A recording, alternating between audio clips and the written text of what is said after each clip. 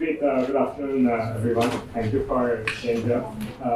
So, Madhukar requested me to present a little bit about assessments in India, the recently changes that are being proposed by the new education policy, NAS, and then we will have a conversation with Pradeep and Manishma. So just to show you a history over the last 20 years or so in assessments, we started ACID, which was a scholastic test of English, Math, Science, Social Studies in 2001 because we found that a lot of the questions that are being asked in textbooks are very rote-based. You just have to remember a fact, figure, procedure, or skill to do that. So the ACID questions were checking for conceptual clarity. Obviously, everybody's heard of ASAR, and they've done it regularly every year since then and really brought home the low learning levels. We also looked at the top 100 private schools in India, in the 5 metros, and what we found is that even in our top 0.1% of India, children are only at the global 50th percentile. So Indians are doing very well when it comes to procedural, memory-based questions, but when it's coming to application and conceptual clarity, we are doing really bad, even in our top 100 best private schools. Gujarat, in 2009, started the census assessment, but one of the hallmarks was every single class 1 and 2 officer, regardless of whether they were in the education department or not. So every single IS officer was spending 3 days in government schools, talking to students, assessing them. All teachers were sort of doing this, and just the level of understanding of the ground situation amongst that time in Gujarat officers was there. And this thing has replicated in other states, but less in terms of the officer engagement, more in terms of doing census assessments. I think 2009, India participated in PISA, which is the global sort of test done in 73. We stood second last in the world, primarily because of some of the reasons I mentioned earlier. And we'll see a few slides later. NAS started in 2015, and I think you've heard in the news lately. What has happened in the last 7-8 years is there also have been assessments for checking whether outcome payments have to be made. So development impact bonds are those where, if students are achieving a certain improvement in learning, then there is sort of a payment from an outcome funder to a risk investor. We've also seen a lot of governments now taking note of how important the questions quality is there. There are a lot of states now that are building assessment cells. They were doing testing before, but there was very little attention paid to the quality of the questions. And so Madhya Pradesh, Nagaland, Tamil Nadu, Andhra Pradesh, they've all set up formal assessment cells where there are between 40 to 80 people dedicated to making question papers. This could be for weekly tests, monthly tests, unit tests. And then, there's been a new project from the World Bank, which also has assessments as a big component. And most recently, we're seeing board exams. Because what happens is, while we focus on FLN, we focus on middle grades, on this clarity, ultimately, if the board exam is what it is today, everybody starts pivoting to preparing for that. And today, unfortunately, the only way to maximize marks on the board exam is to memorize a lot of stuff, solve the last 10 years paper, and you're guaranteed to pass. Right? So the good news is that CBSE has embarked on this reform. We've seen a lot of changes in the last year or two. If you look at the sample papers, so we've been helping with them as well as the ICSE Council and a few states now. So Nagaland is a project we're just starting on yesterday. So those are some things we've done. Now, if you look at the new education policy, all of the text below the headlines is taken straight from them, right? So one big thing the new education policy is saying is redesigning the board exam. How can we measure more holistic? So we had a fantastic panel on social emotional learning here as well. But also, how can competencies be checked rather than topics and memorization? I think this will be good because ultimately for India to succeed in the 21st century, for some of our students to become an employable workforce, by starting early, this would help tremendously. How can we assess skills? Now the facts, how do we reduce the high stakes? So today, a lot of your life is dependent on that one single day, that one single exam, how you do. So they're thinking about how you have multiple opportunities to take the board exam. While there has been some talk of 3, 5, and 8, they haven't yet started work on it, but the idea is again not to be to add stress, but just to diagnose early as opposed to only in grade 10 what we see today. Again, this is a exact tweet I've just taken from Twitter, from what the Ministry of Education released about the NEP. But the point being, continuous tracking of learning outcomes. How can board exams be more flexible? How can assessments focus on core concepts, higher order and functional skills? How do we create this National Assessment Center, which is now called PARAK? So while the new education policy has many topics, a lot of the public statements that the ministry has made has been a fair bit on assessments. Another sort of tweet was around how do we sort of do this at multiple levels? How do we do this where boards have standards? How can teachers be trained in many of such things? Again, all this is in the public domain. Now, if I distill 4 points, one piece that I'm finding in India, students are, when they get a question paper, they are simply looking inside their minds and thinking, when was the last time I saw a question that looked similar to this? They're doing pattern recognition. They're not trying to solve the problem. They're trying to remember where they saw this in their tuition center, in the past papers, and how can I adapt that technique to solve this problem. But this doesn't help because the real world does not have a syllabus or a curriculum or past papers to look at. You have to solve problems from scratch. So this is one big thing that we need to change.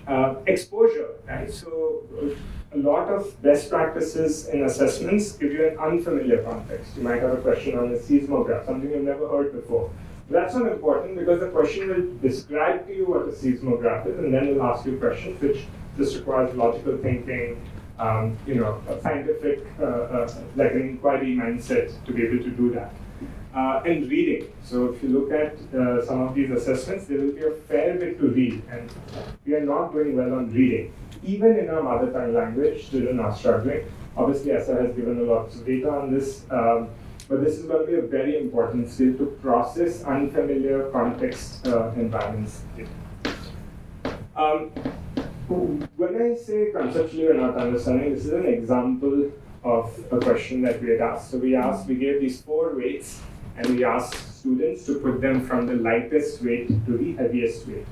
What we found is that even in grade 6, in some of our best schools as well, students think that 2.5 is a smaller number than 2.15. Right? So they think that, so 36%, so the correct answer is option C, but for option D, 43% students picked that. So this is not some accidental error. When we talk to them, they say 2.5 is shorter, right? Or 5 is less than 15. We also see, option 2 we had designed as a distractor because some students will say 25 kilos, 51 kilos, 125 kilos, 215 kilos. And that has some, but not all. So these are some conceptual gaps that we would need to overcome. But these are the types of questions that get asked in the board exam, right? I'm sorry if I'm haunting you from your 10th and 12th standard days. Apologies. But today's exam also looks like this. Nothing has changed much. You will still pass the exam. You take it. But modern assessments look like the next slide. Right? This is a question from PISA. Let's not abandon PISA. PISA is a good test as well, and we can debate that. But what I mean here is a lot of reading. The context is given here, right? So this part of the question, the context is given. It presents a problem. Why are there more trees on slope A than slope B? It sort of says 2 students are debating, and then can you explain your answer after picking which student is. And this these are like the problems you solve in your workplace, right? So unless we start exposing students to unfamiliar context to help them solve problems like these, we're not doing them a favor by passing everyone from 12th standard, bachelor's degrees, master's degree, and the same country has unemployment and employers not able to find talent in large proportions. So finally, just a quick few things on NAS. About 3 million students took it. From 1 lakh schools, and students took 2 subjects, but they were able to aggregate results.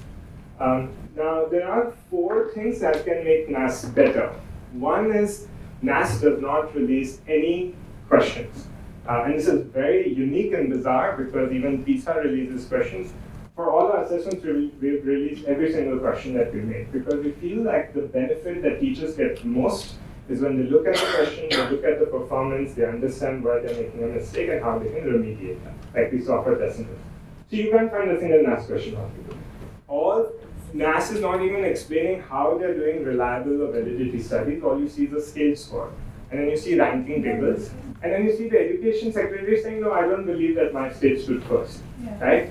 And so you're seeing a lot of this, which if NAS were to just release it, like how everyone else does, it would really, really help improve. And finally, how is this useful to teachers, right? Because you go and tell a teacher, your state, the average NAS rating was 371. Teacher is like, okay, what do you want me to do about it? Like, so unless you give them the questions, unless you give them this, it's not helpful. We don't even know how many or who are the people who are making the questions. It's all happening somewhere secretive. It's getting translated. But it needn't be. It can be decentralized, and you pick the best question. Why limit it? I mean, there are lots of good teachers who can make great questions. And finally, NAS has become very high stakes, right? So apologies to all the IS officials here, but there are people who are saying, "Isba state for first lana." Right? And then there is just a lot of gaming that's happening because it's high stakes. I think good assessments at the census levels have to be low stakes. And Kumar, you should talk about the assessments you did in Orissa and Maharashtra later. But when you keep it low stakes, then everybody will benefit from it as opposed to just preparation for a narrow test. That's my last slide, but we need to get into details. So far throughout the day, we've heard a lot about FLN and we've heard about assessments. But unless assessments get very granularly detailed, they won't throw up insights on why children are not good. So this is a test we made for FLN. We've conducted it from age groups 5 to 9. There are different instruments, and then we have some international benchmarks, which sometimes can be adapted for India. We've conducted this in 4 or 5 states. Even within India, for example, in 2 states, we see substantial differences, and in certain cases. But then, what we did in these assessments is we were able to audio and video record the students who were able to do it. And then we saw patterns. So we found that when you get a word like her or chal, students are still reading it as gh and dr separately, and not able to blend the sounds together. We found that matras were either ignored, and in more older students, we were able to find that how E ki matra is statistically sort of more a mistake than U ki matra and what we can do on that. We found that anuswar mein bachchon ko bahut dikkat hoti hai, या संयुक्त अक्षर में बहुत दिक्कत होती है. So unless you are able to get down to this nuance and tell it back to the system, to the teacher's education, we're not going to improve just on will. We can and will improve FLN, but we'll have to get into the technical details to be able to do this. So.